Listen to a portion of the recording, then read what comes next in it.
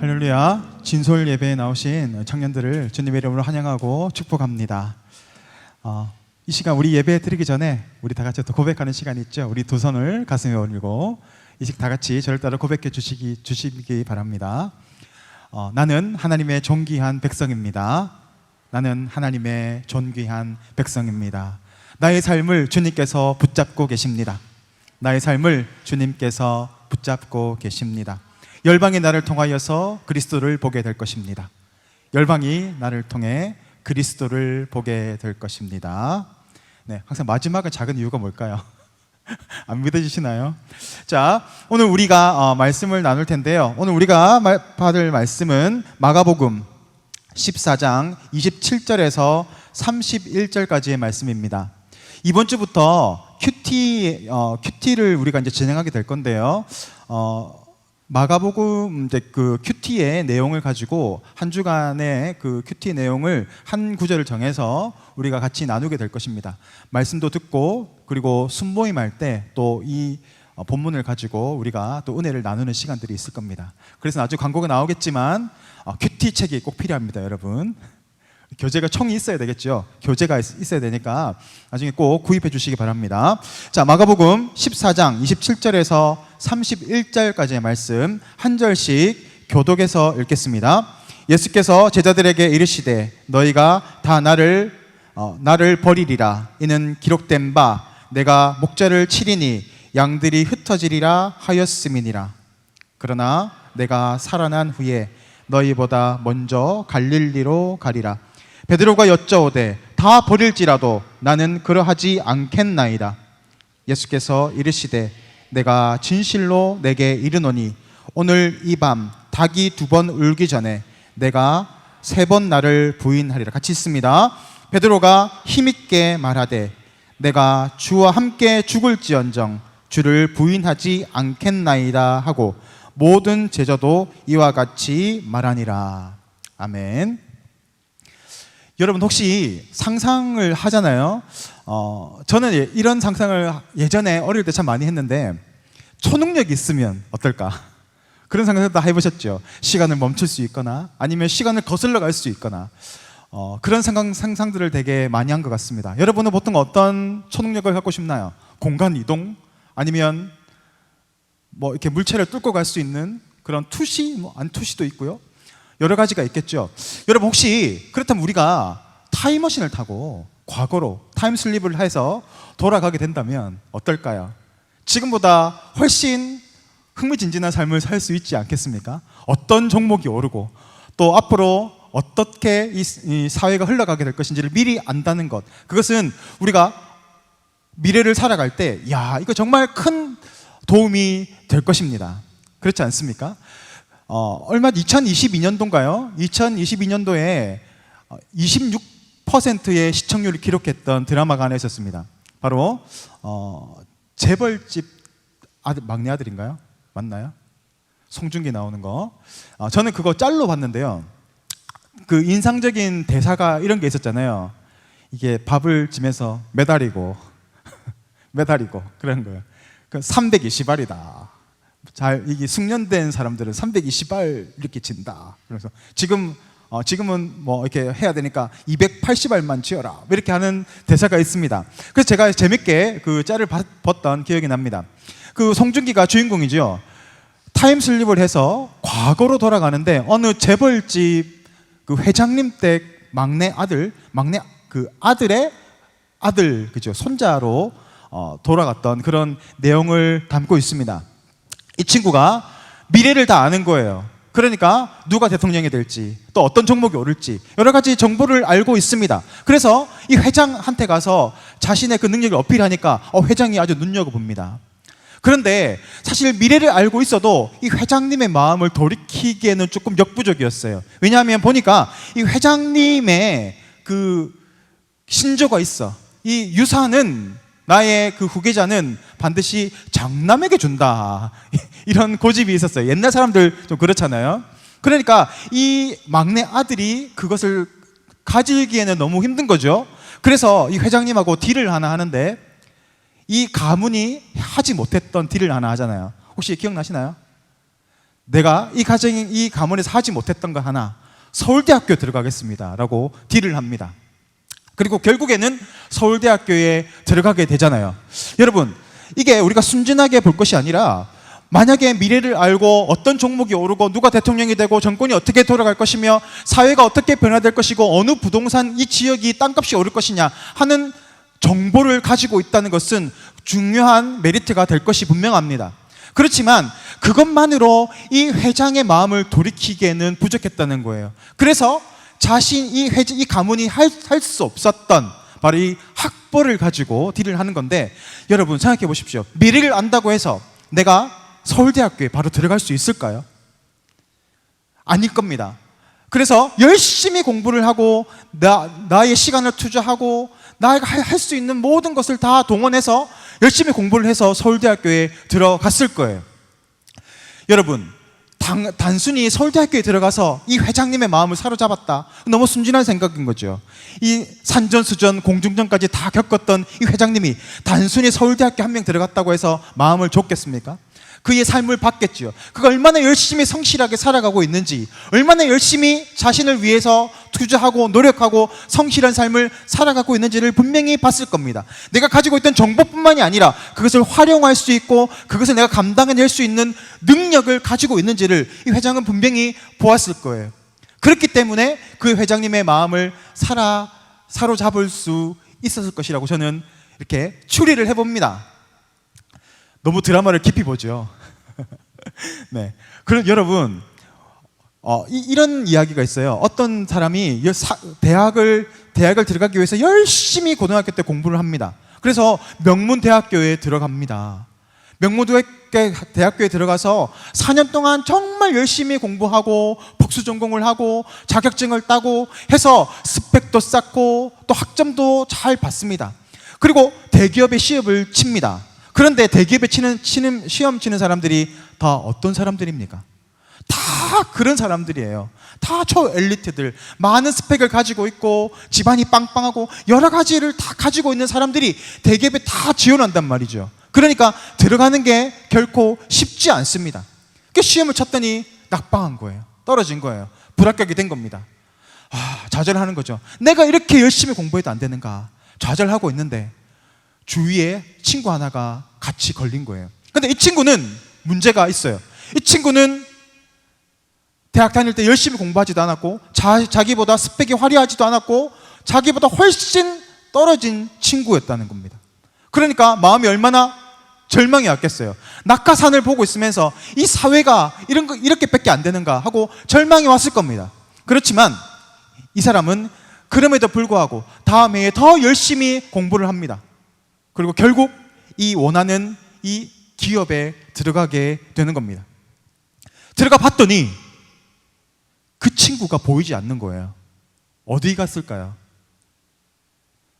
그런 엘리트, 초엘리트 집단에서 자신의 그 능력이 떨어지고 수준이 떨어지고 또 자신이 할 수 있는 그런 역량이 떨어진 사람이 버틸 수 있을까요?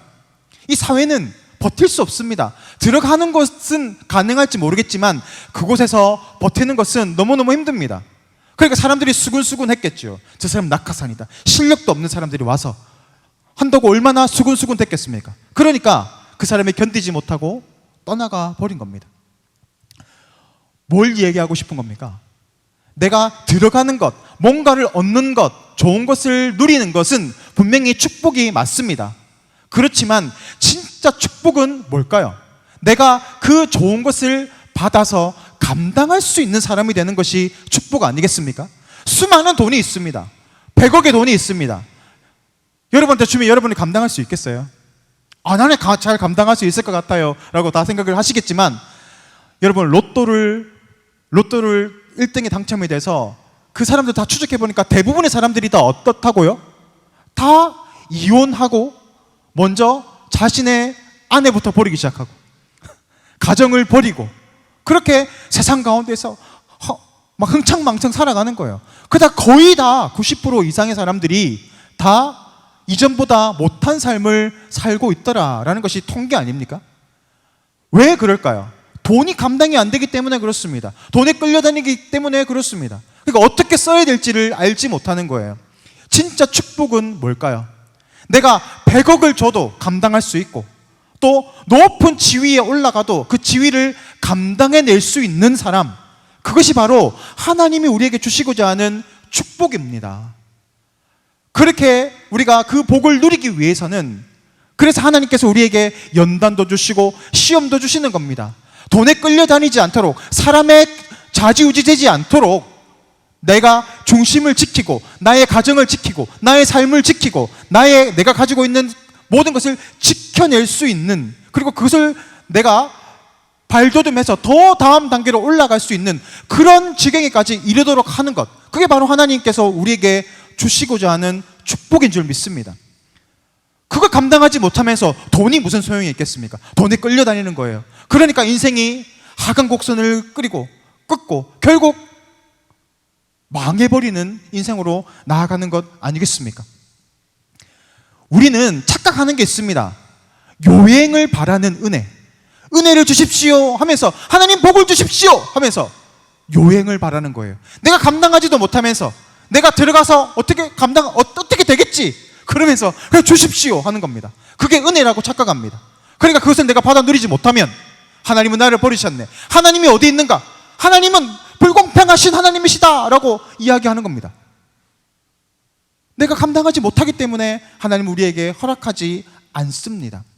은혜라는 것은 사실 내 힘으로 받는 것이 아니라 거저 받는다라는 그런 의미가 있는 거죠. 그렇지만 이것이 모든 사회 전반에서 모든 삶의 모든 요소마다 이 은혜가 있는 게 아니에요.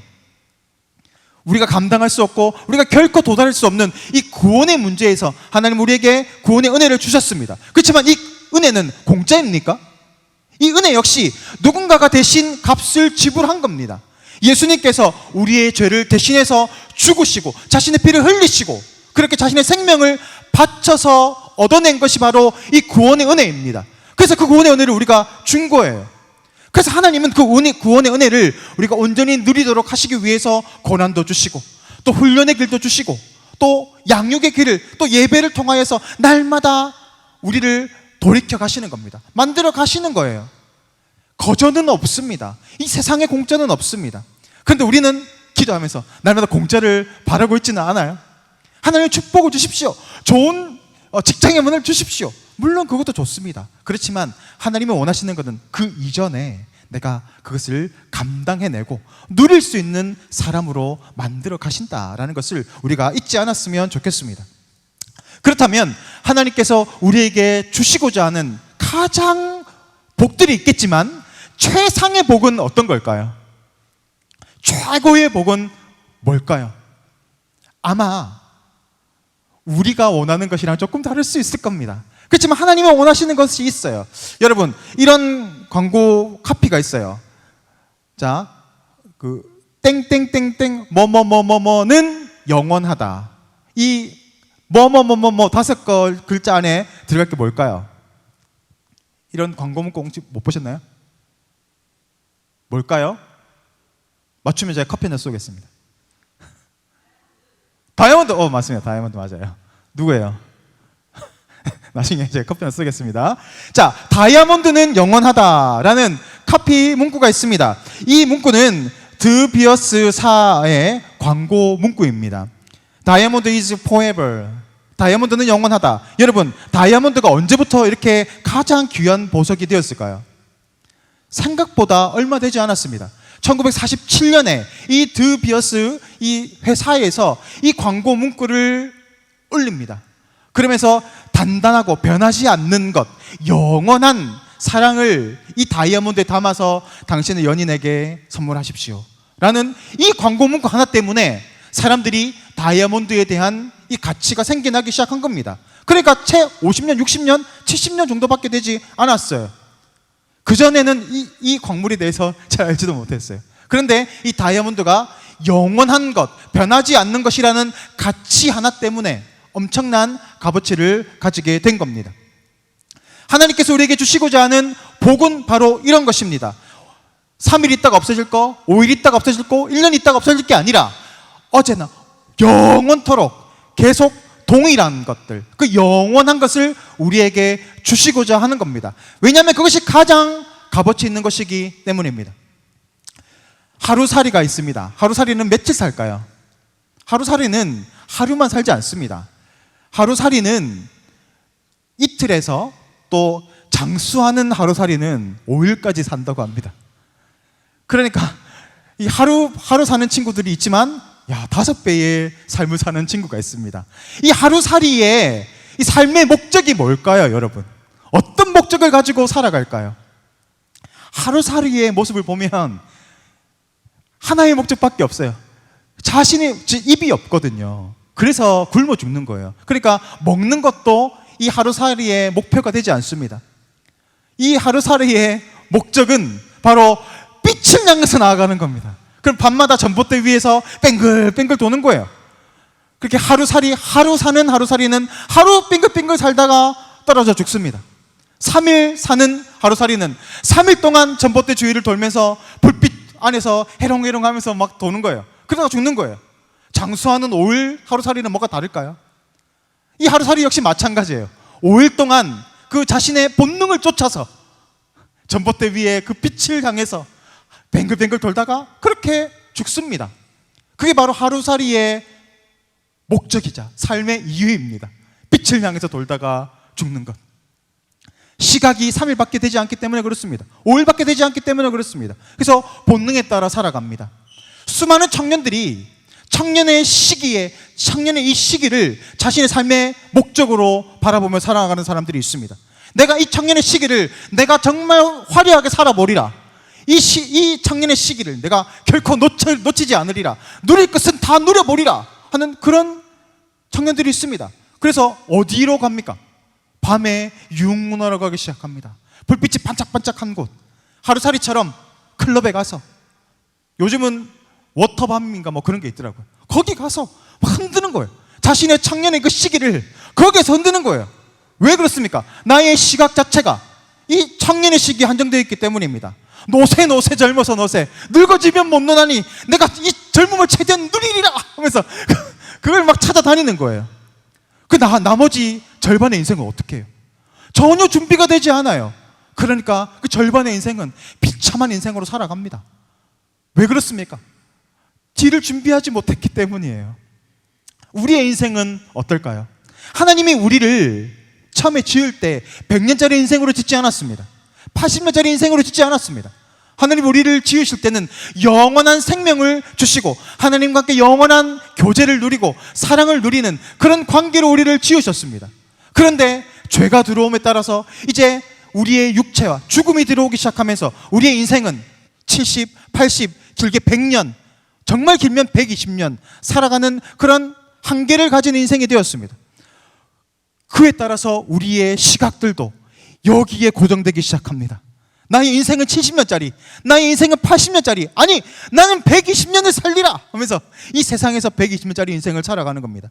시각이 거기에 고정되어 있어요. 그러니까 120년을 어떻게 하면 내가 정말 영광스럽게 정말 살아갈까, 값어치 있게 살아갈까. 그래서 결론이 뭘까요?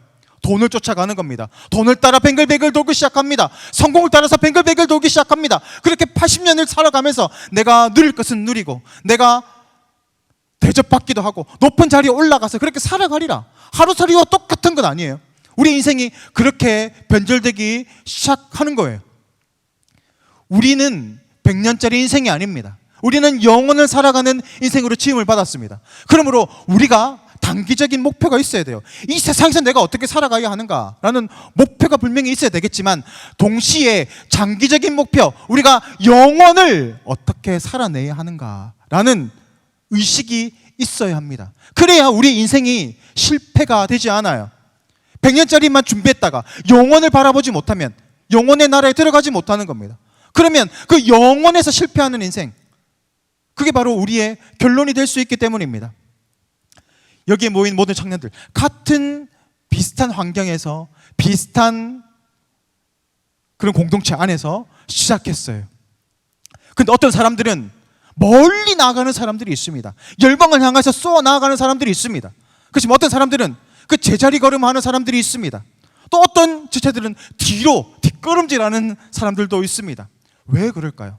왜 같은 선상에서 같은 말씀을 듣고 같은 공동체 안에서 살았는데 어떤 사람은 질러 나가는 돌파하고 나가는 인생을 살아가지만 어떤 사람은 왜 제자리걸음하고 있을까요? 어떤 사람은 왜 넘어져 있을까요? 쓰러져 있을까요? 도태되는 삶을 살아갈까요? 목적의식이 다르기 때문입니다. 바라보는 관점이 다르기 때문입니다. 나는 이 청년의 시기만을 바라보는 사람들은 그 청년의 시기를 쫓아서 다른 목적을 향해서 나아가기 때문에 그렇습니다. 영혼을 바라보면서 나아가는 사람들은 더 멀리 갈 수 있습니다. 왜냐하면 목적지가 분명하기 때문입니다. 그래서 더 많이 갈 수 있습니다. 그러니까 질러가는 인생이 되는 겁니다. 그것이 되지 못한다면 우리는 돌아가는 인생, 그렇게 10년을 돌아가고 20년을 돌아가서 제자리로 와서 다시 질러가야 되는 인생으로 나아가는 사람들이 얼마나 많은지 모릅니다. 어떤 차이입니까? 내가 무엇을 바라보느냐, 내가 어떤 시각을 통해서 바라보느냐, 어떤 가치관을 가지고 바라보는가에 따라서 우리의 삶의 모습들이 바뀐다라는 겁니다. 여러분은 어떤 삶을 원하십니까? 빙글빙글 돌다가 제자리 걸음하다가 다시 나이 들어서 두 손 들고 와서 다시 시작하겠습니다, 그런 인생 되지 않기를 축복합니다. 내가 하나님 말씀 안에서 하나님의 영원한 나라를 바라보면서 그 나라를 향해서 나아가는 그런 우리 청년 되기를 소망합니다.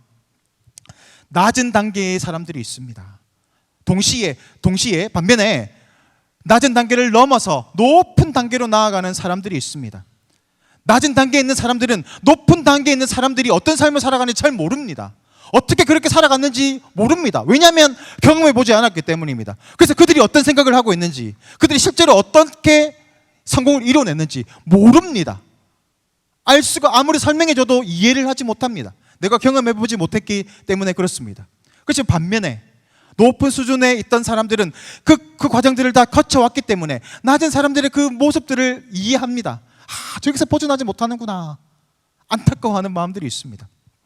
여러분, 동시에 우리가 가치관을 바라보길 원합니다. 세상에 속해 있는 이 가치관으로 살아가는 낮은 기준에 있는 사람과 하나님 나라를 바라보는, 영혼을 바라보고 살아가는 높은 기준의 사람이 생각이 같을까요? 생활 방식이 같을까요? 다를 수밖에 없습니다. 그러니까 세상에 속해 있는 사람들은 하나님의 그 나라의 그 비밀을 아무리 이야기해줘도 이해하지 못합니다. 들어도 깨닫지 못하고 보아도 보지 못하는 그런 영적 소경, 영적 기머거리 상태에 있는 겁니다. 그래서 하나님이 우리에게 그 은혜를 주셔서 깨닫게 하시는 거예요. 우리 역시 그런 사람 아니었습니까? 세상의 가치관에 속해 있다가 이제 하나님께서 은혜를 주셔서 들리기 시작하고 영광들이 보이기 시작하고 저렇게 살아가는 것인가 점점 깨달아지기 시작하는 겁니다. 그러면서 한 단계 올라가는 삶을 살아가는 거 아니겠습니까? 이런 생각을 하는 청년들이 있습니다. 저도 옛날에 이런 생각했거든요. 그리스도인은 세상에서 고리타분하고 뒤처지는 삶을 살아간다. 여러분, 이런 생각 혹시 해본 적 없나요? 저는 있어요. 그래서 저는 철이 들기 싫었어요. 신앙을 가지는 것도 마음에 들지 않았습니다. 왜냐하면 나는 내 욕심이 있어요. 내가 추구하는 화려한 목표가 있었습니다. 근데 그 목표를 내가 예수님을 만나고 은혜를 받으면, 믿음이 내 안에 들어오면 버려야 될 것 같다고 생각했기 때문입니다. 실제로 그런 면도 있었습니다. 그래서 청년들을 만나서 이야기하다 보면 저는요, 사실 신앙을 깊이 들어가기, 신앙 속에 가기 싫어요, 목사님. 왜냐하면 제가 철들기 싫어요. 나는 정말 세상에서 화려하게 살고 싶고, 정말 세상에서 정말 떡떡거리면서 살고 싶고, 성공을 이루어내면서 살고 싶은데 내가 은혜 안에 들어가면 하나님 분명히 그것을 스톱시킬 것 같아요. 그래서 저는 이 믿음 생활하기 싫어요 하는 주체들이 있었어요. 여러분 가운데는 그런 마음들이 없나요? 사실 이 말은 반은 맞고 반은 틀립니다. 우리가 그리스도인이 되면 세상에서 고리타분한 것처럼 보여질 수 있습니다. 뒤처진 것처럼 보여질 수 있습니다. 이 말은 발은 맞고 발은 틀립니다. 틀린 것은 뭡니까? 우리가 이 하나님의 말씀대로 살아갑니다. 이 하나님의 법대로 우리가 진짜 순종하고 살아가면 그 인생은 잘못될 수가 없습니다. 왜 그래요? 우리가 모든 일을 할 때 죽게 하듯이 하라, 그리고 최선을 다해서 하라, 정직하게 하라. 그런 사람들은 자신에게 맡겨진 일에 대해서 눈치 보지 않습니다. 최선을 다해서 하나님께 하듯이 해냅니다. 그러니까 그렇게 살아가고 계속 그렇게 단련되어지고 그렇게 연습되어진 사람들이 그 삶의 능력이 생기지 않겠어요? 우리가 운동을 해도 근육이 생기는데 성실하게 살아가는 모습으로 날마다 하루하루 최선을 다해서 살아간다면 우리 인생이 변하지 않겠습니까? 변할 수밖에 없는 거예요. 그러니까 나중에 실력이 늘어나겠죠. 시간이 남아요. 그 시간을 이제 뭐 합니까? 내 이웃을 도와주라. 하나님의 말씀 생각나요. 그래서 넘어진 영혼들, 힘들어하는 사람들을 위해서 도와줍니다. 그 사람의 일을 대신 감당해 줍니다. 그러니까 이 사람의 일도 내가 해낼 수 있는 사람이 되는 거예요. 지경이 넓어지는 거죠. 기준 자체가 넓혀지는 거죠. 그런 사람이 섬기는 사람, 그러니까 그 사람에게 리더십이 안 생기겠습니까? 수많은 사람들이 그 사람들 주위에 모여들기 시작할 겁니다. 능력도 있죠. 도움도 줄 수 있죠. 참으로 이 사람한테 가면 뭔가 얻을 게 있어요. 그러니까 사람들이 이 사람 주위로 몰려들기 시작하는 거예요. 잘 될 수밖에 없는 겁니다. 우리가 착각하는 거예요. 우리가 말씀대로 살아가면 손해볼 것 같고 내가 더 힘든 삶을 살 것 같지만 그렇지 않아요. 말씀의 법대로 살아가면 우리는 반드시 잘 될 수밖에 없습니다. 어떤 사람이 실패하는 줄 아십니까? 잔머리 쓰는 사람, 뺀질뺀질한 사람, 사람들 볼 때만 일하고 안 볼 때는 안 하는 사람, 이런 사람들은 처음에는 잘 나가는 것 같죠. 반드시 그 사람들은 미끄러지게 되어 있습니다. 이 리더, 탑 리더급에서 바라보면 다 보여요. 안 보이는 척 할 뿐이지 다 보입니다. 그 사람들은 반드시 한계를 경험하게 될 겁니다. 반면에 아무도 알아주지 않는 것 같지만 다 보는 사람들이 있습니다. 하나님도 보고 계시고 또 사람들도 다 봅니다. 그런 사람들이 안 될 수가 없는 거예요. 그렇다면 반면에 우리가 정말 그리스도인으로 살아가면 오히려 고리타분한 삶을 살아가는 사람들이 있어요. 또 뒤처지는 것처럼 보이는 사람들이 있어요. 왜 그럴까요? 보는 목표점이 다르기 때문에 그렇습니다. 내가 이 세상에서 내가 뭔가를 이뤄내고 성공을 이뤄내고 돈을 많이 벌고 성공하는 인생으로 살아가겠다. 그래서 내가 하나님의 그 말씀대로 살아가겠다는 관점이 있는 반면에 아니야, 나는 이 세상에 소망을 두지 않고 내가 더 영광스러운 영원한 나라를 소망하면서 나아가겠다라고 하는 사람들이 있습니다. 바울이 그런 사람이었어요. 그는 가말리엘의 제자였어요. 학식이 있었고 또 좋은 가문의 사람이었습니다. 그리고 지도자들에게 인정을 받는 사람이었습니다. 그가 마음만 먹으면 그 당시에 지도자층 계층 최상위권에 올라갈 수 있는 사람이었습니다. 근데 그의 눈이 바뀌기 시작하고 더 영광스러운 것이 무엇인지, 더 영원한 것이에 대한 그런 가치관이 생기기 시작하면서 이 세상의 것이 정말 쓸모없다는 것을 깨닫게 됩니다. 그리고 배설물과 같이 여겼다, 그 뜻이에요. 그리고 자신의 삶의 방향이 바뀌기 시작합니다. 얼마나 더 사람들에게 인정을 받고 더 높은 자리로 갈까가 아니라 하나님의 나라를 위해서, 복음을 위해서, 영원한 하나님의 그 상급을 위해서 내가 이 길로 나아가리라. 그래서 그의 인생이 180도 바뀌어버리게 된 겁니다. 바울 한 사람 때문에 얼마나 많은 사람들이 그리스도인이 되었고 얼마나 많은 사람들이 죽음에서, 사망에서 건짐을 받게 되었습니까? 지금까지도 바울의 영향력이 있지 않습니까? 영원을 바라보며 살아가는 사람들은 이처럼 강력한 영향력을 가지고 살아갑니다. 우리는 70년, 80년 살다가 없어질 인생이 아니라 영원을 바라보며 살아가는 인생이기 때문에 그렇습니다. 과정도 중요합니다. 그렇지만 결과도 중요합니다. 더 중요한 게 있습니다. 오늘 이 본문에서 베드로는 예수님에게 충격적인 이야기를 듣습니다. 내가 이제 죽어야 될 것이다.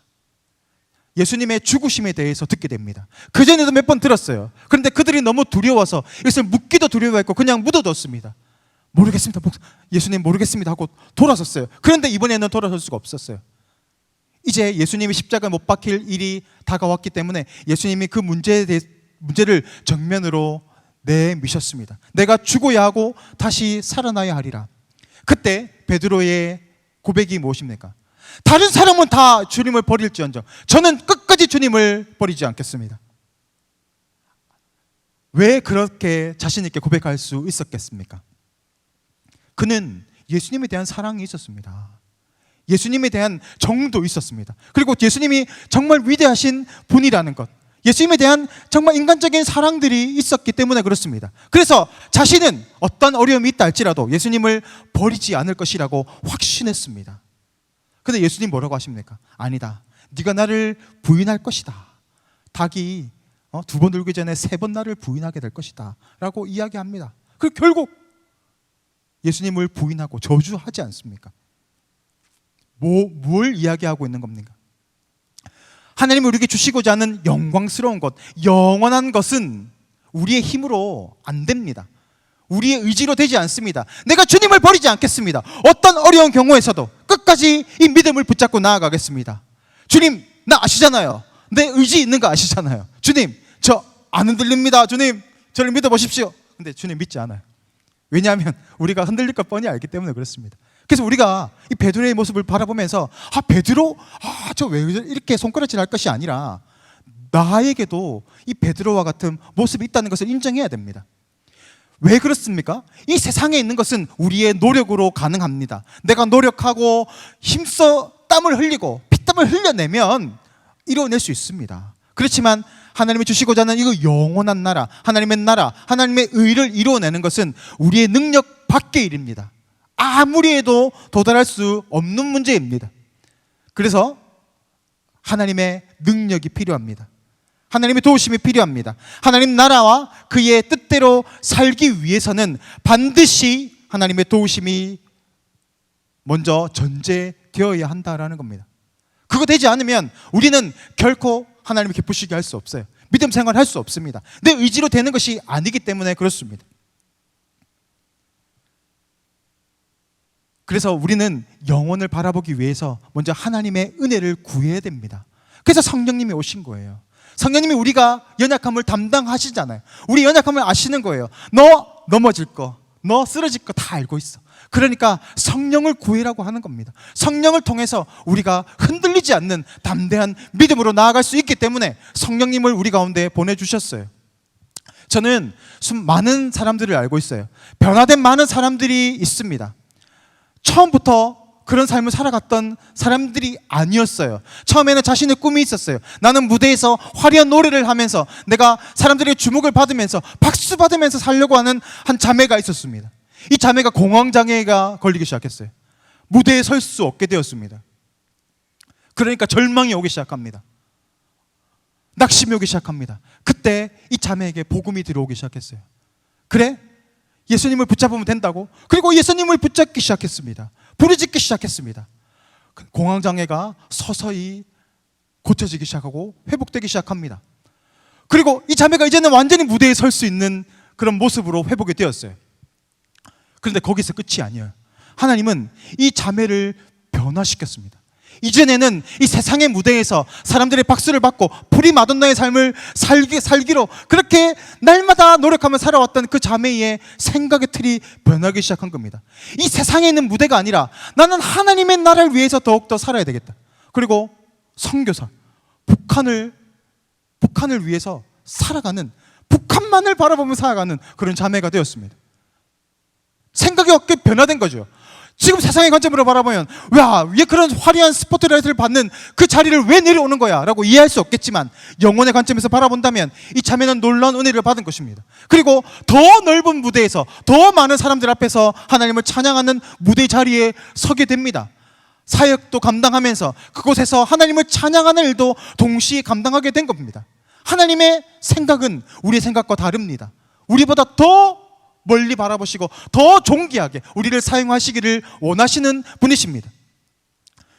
제가 잘 알고 있는 영화 감독이 있습니다. 이 친구는 큰 상업 영화에 대한 큰 뜻을 가지고 있었습니다. 그래서 많은 사람들이 그 친구를 따랐습니다. 그리고 사단이 꾸려지기 시작합니다. 이제 상업 영화를 준비하려고 했을 때 그 가운데 이 복음이 들어오기 시작합니다. 그리고 이 방향이 변화되기 시작하는 겁니다. 이제는 이 세상의 영화, 그냥 없어질 영화가 아니라 사람을 살리는, 생명을 살리는 영화를 만들어야 되겠다. 하나님의 감독이 되어야 되겠다라고 하면서 이제는 기독교 영화의 감독이 되었습니다. 그래서 우리가 잘 알고 있는 제자 옥하는 같은 그 촬영 감독이에요. 실제로 꿈이 변화돼서, 그리고 이 친구 때문에 수많은 청년들이, 영상에 관심이 있는 많은 청년들이 이 청년을 통해서 교회에 들어오게 되고 복음을 듣게 되었습니다. 제 삶 역시도 그렇습니다. 저는 처음부터 목사가 되고 싶지 않았습니다. 저는 꿈이 있었습니다. 저도 나름 무대에서 뭔가 이전에 없던 새로운 것을 만들어내는 그런 어떤 장르를 개척하고 싶었던 어떤 꿈이 있었습니다. 그런데 저한테도 복음이 들어왔어요. 이전에 이 세상에 있는 가치관이 아니라 새로운 가치관이 들어오기 시작합니다. 그러면서 이제는 이 세상에서 노래 만드는 것, 음악이 아니라 정말 하나님의 그 영혼을 살리고자 하는 그런 마음이 저 가운데 들어오기 시작했어요. 근데 놀라운 것은 이것입니다. 그전에는 내가 그렇게 사랑하고 좋아했던 이 음악이 너무 짐이었어요. 그래서 저의 mp3에는 항상 강의들이 있었어요. 음악이 없었습니다. 왜냐하면 음악을 들으면 너무 스트레스예요. 분석해야 되고 어떻게 무슨 악기를 썼는지 어떻게 썼지 그거 막 분석해야 되니까 이게 음악이 아닌 거예요. 이게 짐이었어요. 그런데 내가 그것을 내려놓게 되고 하나님의 그 영혼을 살리는 이 목회자의 길로 들어왔을 때 나에게 놀라운 변화가 생겼습니다. 하나님의 그 영원한 것을 바라보는 눈뿐만이 아니라 이제부터 그전에 너무 힘들었던 음악이 나에게 힐링이 되기 시작한 겁니다. 이제는 분석하지 않아도 돼.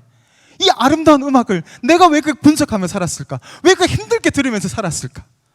음악이 들리기 시작하는 거예요. 즐겨지기 시작하는 겁니다. 그게 바로 하나님 주셨던 행복이었습니다. 영혼도 살리지만 음악도 내가 하나 얻었어. 즐길 수 있는 사람이 되었어요. 하나님의 꿈은, 하나님의 그 뜻은 이 세상에 갇혀 있는 것이 아니라, 이 세상에 박수 받고 거기서 끝나서 잊혀지는 것이 아니라 영원토록 하나님의 나라에서 영광스러운 인생으로 살아가는 것, 그것이 바로 하나님이 우리에게 원하시는 꿈입니다.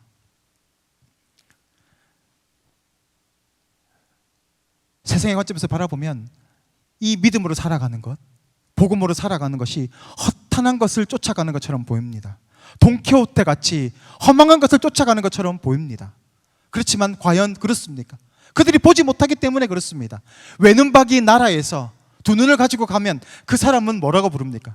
병신이라고 부릅니다. 왜 눈이 하나 있어야지 두 개가 있냐고 손가락질합니다. 하나님의 백성은 외눈박이가 아니라 두 개의 눈을 가지고 있습니다. 이 세상도 지혜롭게 살아가야 하지만 영혼을 바라보는 지혜도 동시에 가지고 있습니다. 그래서 이 세상 가운데서도 지혜롭게 살아가게 되고 영혼 속에서도 영혼을 바라보고 그것을 받아 누릴 수 있는 그런 복된 인생으로 살아가게 하시는 것, 그게 바로 하나님이 우리에게 주시는 축복입니다. 우리가 진정으로 행복한 삶을 살아가려면 반드시 하나님의 인도하심 가운데 있어야 합니다. 믿습니까? 하나님의 인도하심 가운데 있을 때 우리는 참 기쁨과 행복을 누릴 수 있습니다. 이번에 우리 3월 1일부터 2일 힐링 트립이 준비되어 있습니다.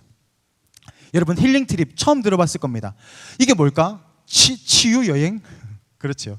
치유 여행입니다. 자, 여기에는 특정한 프로그램이 없어요. 그게 특징이에요. 프로그램이 없어요. 우리 하나님께 이 시간을 맡겨보는 거예요. 하나님, 어디로 가야 됩니까? 내가 거기서 무엇을 해야 됩니까? 하나님의 인도하심을 찾아가는 여행이라서 그렇습니다. 여러분, 우리가 항상 이야기합니다. 말씀을 들으면서 하나님께 우리의 인생을 맡겨야 합니다. 하나님께서 우리 삶을 맡겨드려야 합니다. 하나님은 우리의 인생을 인도해 가십니다. 아멘! 그렇게 살아가겠습니다. 기도하잖아요. 하나님, 내 인생을 인도해 주십시오. 내 인생을 주장해 주십시오. 라고 기도하잖아요. 그러면서 실제로 여러분은 여러분의 삶을 맡기고 있습니까?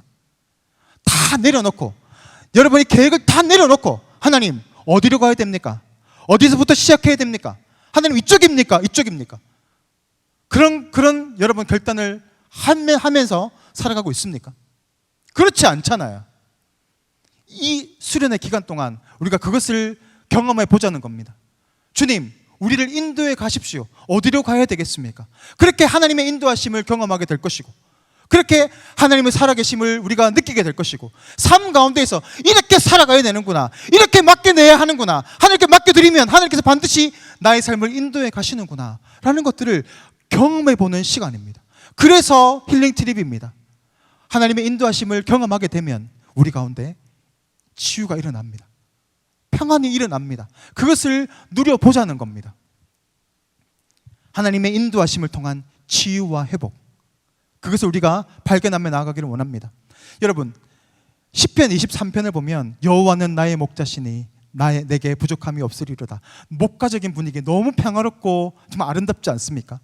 어떻게 이 양떼들이 그러한 평화로운 삶을 누리며 살 수 있습니까?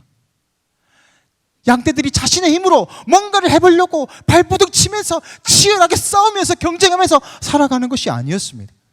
목자의 품에 안겨서 목자의 인도하심을 쫓아 일로 오너라 하면 그쪽으로 따라가서 이쪽에 풀이 있어요. 여기서 풀을 먹이우고 또 나를 따라와 이리 오너라 그러면 양떼들이 목자를 따라갑니다. 그러면 물을 먹여요. 그게 바로 성경이 말하는 인도하심입니다. 우리가 누려야 하는 평안입니다. 이 세상 가운데 우리가 행복을 위해서 살아가지 않습니까? 그런데 치열하게 살아가면서 뭔가를 얻어내면 잠시 행복할 수 있지만 그것이 우리의 영혼을 변화시키지 못하고 영광스러운 인생으로 우리를 이끌어가지 못합니다.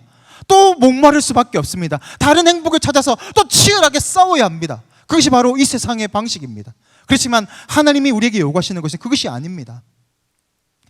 치열하게 살아가지만 그 하나님의 인도하심 가운데에서 거저 나아가는 인생, 그 은혜를 경험하는 인생, 하나님의 인도하심을 경험하는 인생, 그렇게 우리를 인도에 나아가시고자 하시는 것, 그게 바로 하나님이 우리에게 뜻하신 그런 것입니다. 그게 바로 축복입니다. 그러므로 여러분, 과정과 그 결과는 물론 중요합니다. 그렇지만 어떤 것이 옳으냐, 과정이 옳으냐, 결과가 똑발라야 되냐, 이 문제가 아니라 그 이전에 내가 어디를 향해서 나아가는가라는 목적의식이 분명하게 있어야 합니다. 내가 이 청년의 시기만을 화려하게 살아갈 것인가? 아니면 나의 그 인생 전체를 화려하게 살아갈 것인가? 아니면 이 인생을 넘어서서 영원을 향해서 내가 그러한 영광스러운 인생으로 나아갈 것인가? 라는 그런 목적 위에 우리가 다시 한번 재정립되어야 할 줄 믿습니다. 여러분은 어디에 서 있겠습니까? 지금 10년을 위해서 살아가겠습니까? 100년을 위해서 살아가겠습니까? 아니면 영원을 위해서 살아가겠습니까? 오늘 이 영원을 위해서 살아가기 위해서 오늘 주님께서 우리와 함께 해 주십니다. 우리 힘으로 감당할 수 없기에 오늘도 주님 우리와 함께 해 주십니다. 오늘 우리가 그런 인생으로 살아가기를 원합니다. 우리 공동체가, 우리 진설 공동체가 그렇게 같이 좀 살아갔으면 좋겠어요. 믿음으로 살아가는 게 때때로는 너무 두렵습니다. 나 혼자 도태되는 것 같아요. 내가 이렇게 살면 망할 것 같은 두려움이 옵니다. 그런데 우리 공동체가 같이 그렇게 살아가는 겁니다. 우리 영민 형제도 그렇게 살아가고 있네. 우리 성지자매도 그렇게 살아가고 있네. 그렇게 다 살아가고 있네. 나도 그러면 힘을 내보자.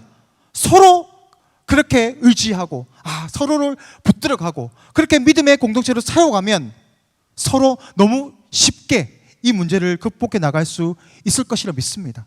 우리 공동체가 좀 그렇게 살아갔으면 좋겠어요. 그래서 우리가 힐링 트립을 하면서 같이 그 문제를 같이 기도하면서 또 같이 하나님의 그 은혜를, 하나님의 도우심을 찾는 그런 과정 가운데 나아가기를 원합니다.